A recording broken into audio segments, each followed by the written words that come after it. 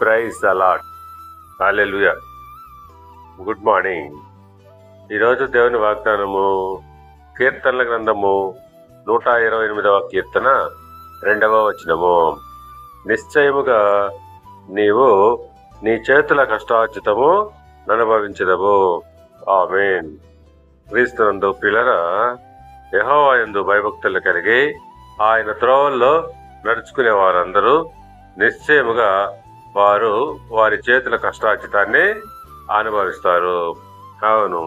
ప్రసంగి గ్రంథము 5వ అధ్యాయము 19వ వచనం ప్రకారంగా తన కష్టార్జితమందు సంతోషించుటకు వీలు కలుగు చేసిన యెడల అతనికి ఆ స్థితి దేవుని ఆశీర్వాదం వలన కలిగినదనుకొనవలెను.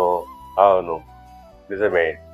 ఒకనికి తన కష్టార్జితమందు సంతోషించుటకు వీలు కలుగజేసినప్పుడు అతనికి ఆ స్థితి దేవుని వలన కలిగినదని, అది దేవుని ఆశీర్వాదమని అనుకునవలను.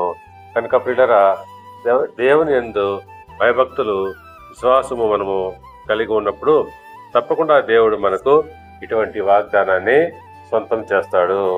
అవును, నిశ్చయముగా మనము మన చేతుల కష్టార్జితాన్ని అనుభవిస్తాము. దేవుడు మిమ్మల్ని దీవించి ఆశీర్వదించి వర్ధిల్ల చేయును గాక. ఆమేన్.